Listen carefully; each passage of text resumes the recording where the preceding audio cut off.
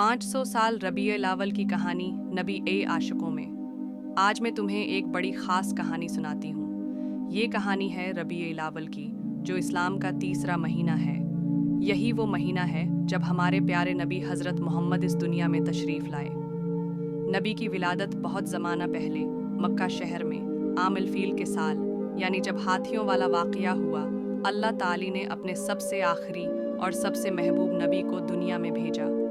ये दिन था 12 रबीउल अव्वल। इस दिन सारी दुनिया में खुशी की रोशनी फैल गई, जैसे अंधेरी रात में सूरज निकल आए।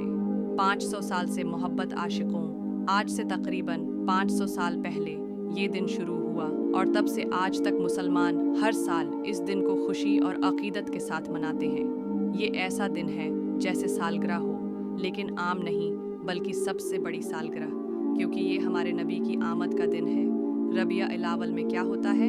जब रबीउल अव्वल आता है तो गलियां और मस्जिदें रोशन कर दी जाती हैं, जैसे सितारे ज़मीन पर उतर आए हों। लोग दरूद और सलाम पढ़ते हैं और नबी की सीरत के किस्से सुनते हैं। बच्चे और बड़े सब मिलकर मिलादुन नबी की महफिल में जाते हैं। गरीबों और यतीमों को खाना, कपड़े और तहफे दिए जाते हैं ताकि सब खुशी मनाएं। नबी का पैगाम हमारे प्यारे नबी ने कहा, सच बोलो, बड़ों की इज्जत करो, छोटों पर शफकत करो, सबसे मोहब्बत करो, किसी को